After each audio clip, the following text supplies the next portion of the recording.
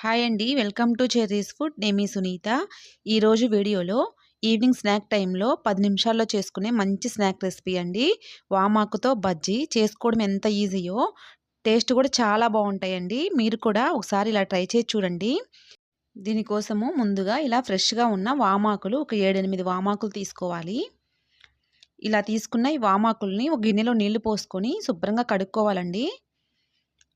ఇలా కడిగిన ఈ వామాకుల్ని ఒక ప్లేట్‌లో కానీ, ఒక క్లాత్ మీద కానీ ఇలా ఆరబెట్టుకోవాలి. తడంతా పోయే వరకు ఒక 10 నిమిషాలు ఆరబెట్టుకుంటే సరిపోతుందండి. ఇప్పుడు ఒక మిక్సింగ్ బౌల్ తీసుకొని అందులో ముప్పావు కప్పు వరకు శనగపిండి తీసుకోవాలి. ఒక స్పూను బియ్యపిండి తీసుకోవాలి. హాఫ్ స్పూను సాల్ట్ వేసుకోవాలి.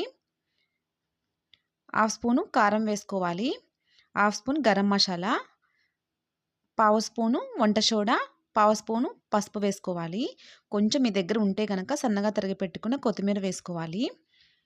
ఇవన్నీ కూడా ఈ శనగపిండిలో కలిసేలాగా గరిటెతో ఒకసారి అంతా బాగా కలుపుకోవాలి. ఇలా కలుపుకున్న ఈ పిండిలో ఒక కప్పు నీళ్లు తీసుకొని ఇలా కొంచెం కొంచెం పోసుకుంటూ ఉండలేమి లేకుండా ఈ శనగపిండిని మంచిగా కలుపుకోవాలి. మరి లూజుగా కాకుండా మరి గట్టిగా కాకుండా కలుపుకోవాలి. ఇలా కలుపుకున్నాక గరిటెకి మనకి ఇట్లా కొంచెం పలచగా ఉంటే సరిపోతుందండి పిండి ఇంకా.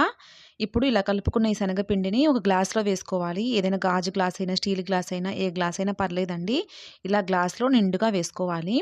ఇప్పుడు ఇందులో మనం వామాకు తీసుకొని ఈ శనగపిండిలో ముంచుకోవాలి. బజ్జీలకి మిరపకాయ ఎలా ముంచుతామో అలాగే ఈ వామాకును కూడా ముంచుకోవాలండి. గ్లాస్‌లో అయితే మనకి ఈజీగా ఉంటుంది షేప్ రావడానికైనా బజ్జీ. ఈ ఆకుని ఇలా ముంచి వేసుకోవడానికైనా ఎవరైనా కొత్తగా నేర్చుకునే వాళ్ళు ఉన్నా కూడా ఈజీగా వేసుకోవచ్చు. ఇప్పుడు స్టవ్ వెలిగించుకొని ఒక బాండీ పెట్టుకొని డీప్ ఫ్రై సరిపడా ఆయిల్ తీసుకొని ఆయిల్ వేడైపోయిన తర్వాత ఇలా శనగపిండిలో కలిపిన ఈ వామాకుల్ని ఇలా ఆయిల్‌లో వేసుకోవాలి.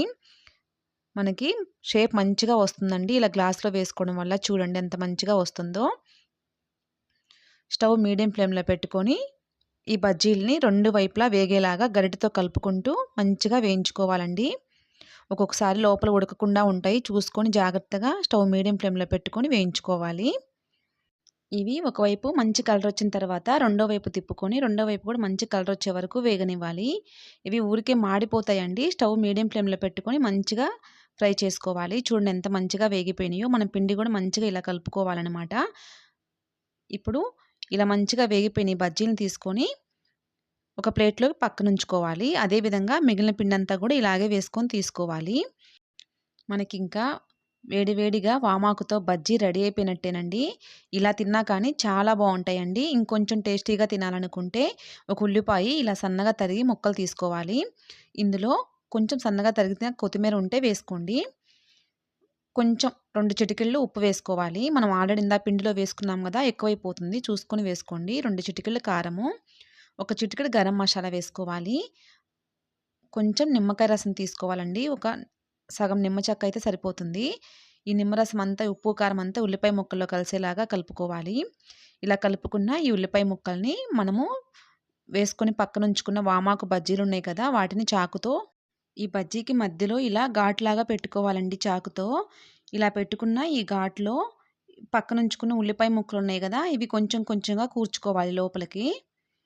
అదే విధంగా మిగిలిన బజ్జీలన్నిటిలో కూడా ఇలాగే ఉల్లిపాయ ముక్కలు పెట్టుకొని తీసుకోవాలి. మనకింకా సూపర్ టేస్టీగా ఉండే వామాకు బజ్జీ రెడీ అయిపోయినట్టేనండి. చాలా బాగుంటాయండి.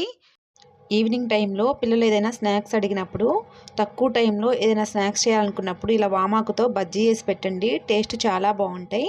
ఈ వీడియో మీకు నచ్చినట్టయితే లైక్ చేయండి. మీ ఫ్రెండ్స్కి ఈ వీడియో షేర్ చేయండి. చెర్రీస్ ఫుడ్ ఛానల్ని సబ్స్క్రైబ్ చేయండి.